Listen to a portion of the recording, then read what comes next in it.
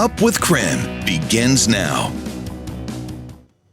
Good morning. Welcome to Up with KREM. We are tracking winter weather across the region this morning. We have a live look right now up near Silverwood, near Athol. And we have another live look up north near 395 this morning. Looks like this is Hawthorne Avenue, one of our cameras there. Look at that snow all on the sides of the road there, but luckily on our main roads doesn't look too bad. I'm Nicole Hernandez. Thank you for joining us this morning. We want to get right to meteorologist Thomas Patrick. Thomas, is any more snow falling? So I don't think it's falling anymore, though it is kind of misty outside, so things are certainly going to stay wet.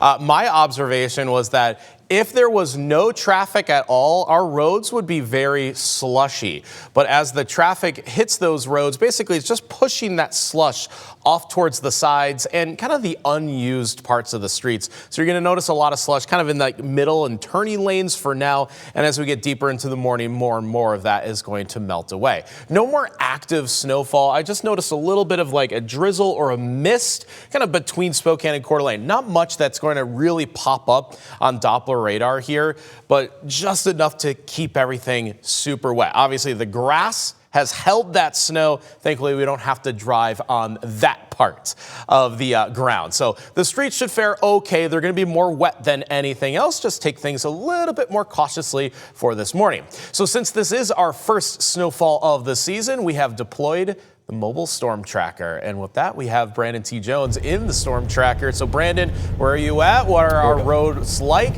And have you actually hit any slick spots so far?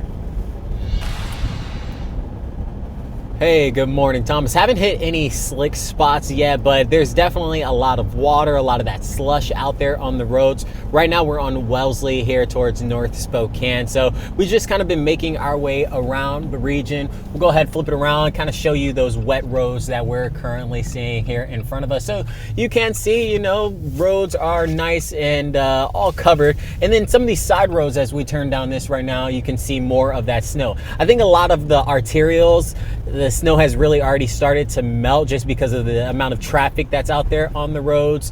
But another thing, just wanted to point out, of course, if you've got some snow on your car, on your windshields this morning, make sure you're getting all of that dusted off. It shouldn't be too hard this morning, shouldn't be too thick or anything of that nature, but make sure you're getting it all wiped off because, of course, safety is the first priority when you're getting out there on the roads.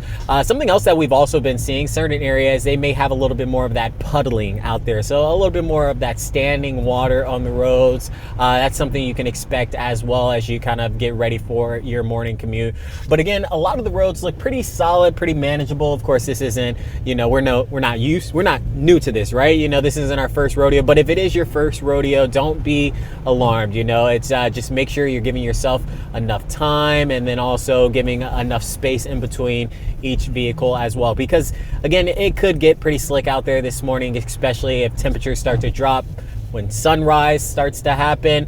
And with that, again, you just want to make sure you're being safe and taking your time out there on the road. So we'll continue to kind of just drive around and we'll keep you posted here from the storm tracker. It looks like a great look there, especially when you still see a lot of that kind of snow and slush on the road. So with all that, it's like okay, Brandon, right? Even on those slushy side streets. Yeah.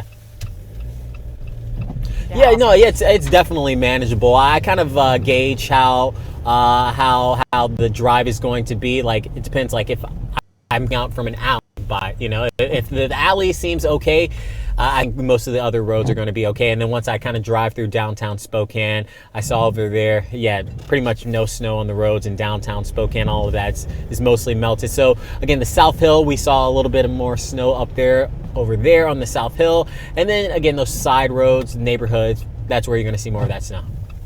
It looks pretty normal. Thank you, Brandon and Thomas, for that look at weather. We do want to take a look at traffic this morning with these winter driving conditions.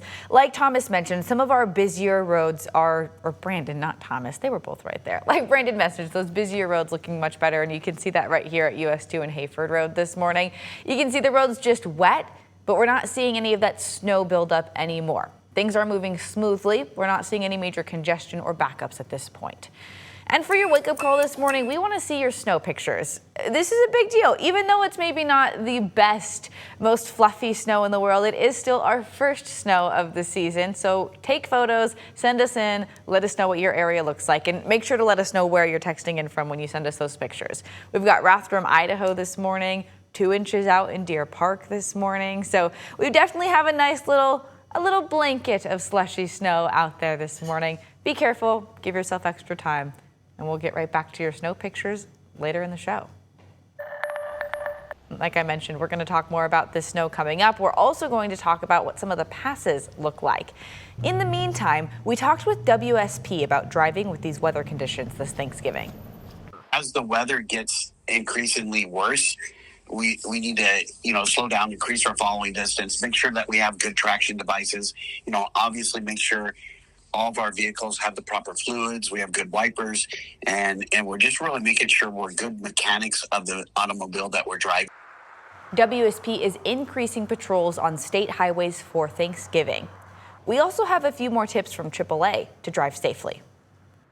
When it comes to checking the weather and road conditions, you should always check them. Check them leading up to your trip. Check them right before your trip. We know weather can change quickly, so keep an eye on those things so you're prepared and you really know what to expect. Yeah, I mean, one of the busiest corridors is I-90 over Snoqualmie, as well as US 2 over the Cascades. And so when you go into the mountains, it's really about preparedness. Consider having an emergency kit in your car with water, protein bars, blankets, just things that can help keep you comfortable if you do get stuck. Don't forget your chains. We know weather can change quickly. Snowfall can approach very quickly. So just be extra prepared on that front. And then know if you do get in a bind and you're stuck on the side of the road, AAA is there for you. Give us a call. We have excellent emergency roadside assistance. We can get to you quickly and get you on your way back on the road so you can, again, get to grandma's house and start working on that gravy. Another quick traffic note this morning, northbound Green Street will be back open today. WashDOT crews wrapped up the biggest pieces of curb, gutter, and sidewalk work between Mission and Carlisle, and they'll reopen all of those lanes by the end of the day. You might still see some temporary lane closures after Thanksgiving. Crews will still need to finish the new traffic islands. But for now, roads will be clear again near SCC. This is all part of the Spokane River Crossing project, remember, which should be done early next year.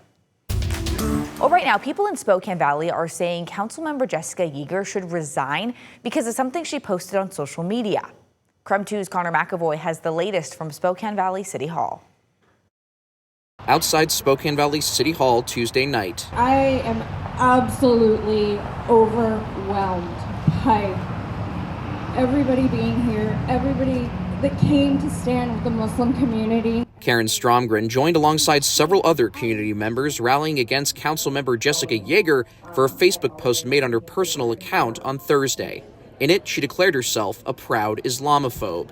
The organization Eastside Gladiators organized the rally in opposition to that post. Stromgren says it offends her as a proud Muslim and Spokane Valley resident of 27 years. Anybody that is in a public position should not be, saying things about a marginalized community. The city responded with a statement read by Mayor Pam Haley at the start of Tuesday's city council meeting, speaking against Yeager's post. She also read from a resolution passed in 2017 outlining the city as one that does not discriminate. Hate speech and discrimination have no place in our city or public discourse. As council members, we serve all 110,000 residents of Spokane Valley. But many in attendance say the mayor's statement isn't enough.